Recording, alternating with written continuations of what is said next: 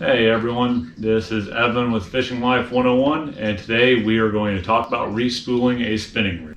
Now, some of the reasons for respooling a spinning reel might be that you haven't used it in a while, the line's getting old, or just that you've been using it a lot and the line is getting brittle from the wear that's been put on it.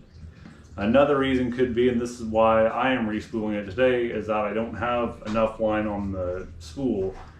I don't know how well you guys can see that, but it's there's not much line on there, and whenever I throw a heavier bait out, like this one, artificial bait, it uses up almost all the line just throwing it out. So if you get a big fish on and it pulls much more line out than that, you take the risk of just snapping the line when there's nothing left for the fish to pull out. We'll be using Berkeley Trilene XL Smooth Casting Line. This is just a monofilament line, and really for monofilament lines I prefer Berkeley, but any monofilament line should do good. And this is 14-pound test, so this should be plenty to pull in big bass or even a good sized catfish or anything like that, whatever you may be fishing for. First thing you're going to want to do is take the lure off. Just take this, clip it off, and just set this off to the side, and then pulling the old line out, which is flipping the bail open, and you're simply going to pull most of the line out. Now, some people might have their own way of doing this. I just try to wrap it around my hand and then pull everything out like that, just wrapping it up so you can throw it all away whenever you're done.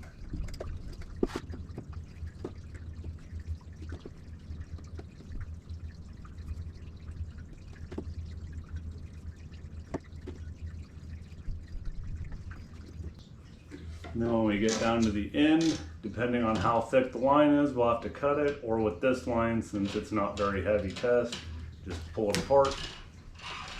Then you can cut the end of it off.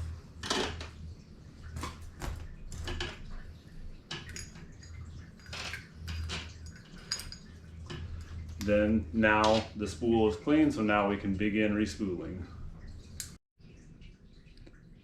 So here we have the line and the spinning reel. The first thing we're going to want to do after we get the line out of the case is to take the tape off of it. There's normally going to be something to keep the line down on the spool so it doesn't unravel in the container.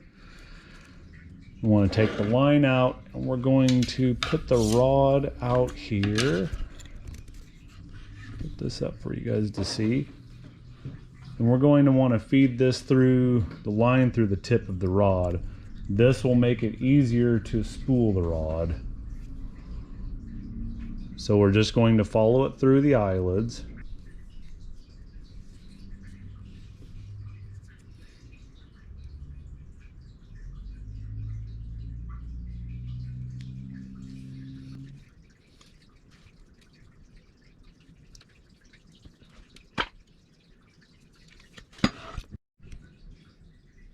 So after we get the line through the spinning reel, you're going to want to come up under the bail.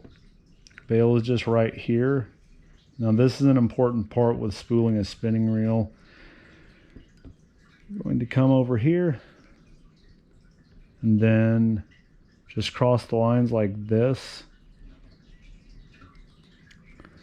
We're going to be doing an improved clinch knot. So you hold right here, and you're going to spin the line around the line that you just came down with, maybe 7 times or so. Then you're going to go through here in between the line and the reel, and then you're going to come back through, and with this loop that you just made where my thumb is right here, you're going to come back through that loop, and you're going to pull that, and you're going to cinch that down right on the reel. Just like that. Now we can cut the tag off, this little piece of line hanging out here, just with the clippers.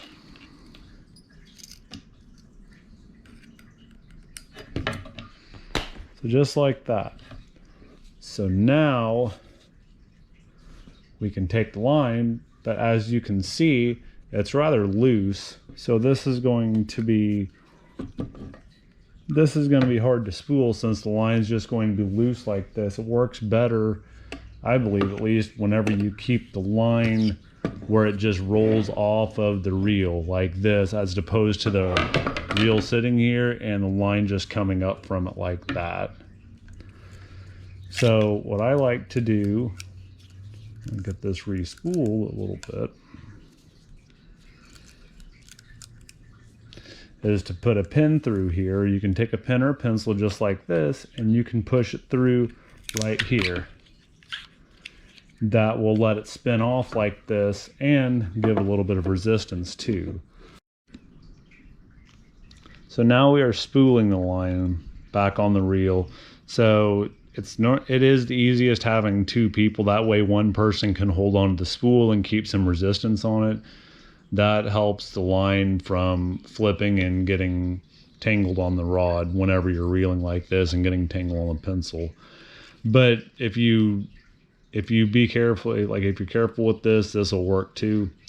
Now what I'm doing is I'm just spinning the reel, and then I'm holding my fingers right here a little bit above the rod on the line to give it some resistance whenever I'm reeling it in. That way you're less likely to get loops in it.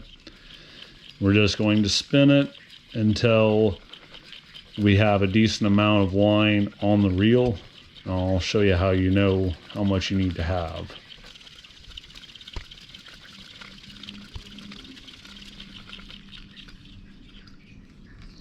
Now if you see how much we have here, you definitely don't want it to go out over this groove here, because then the line's just going to start coming off whenever you don't want it to.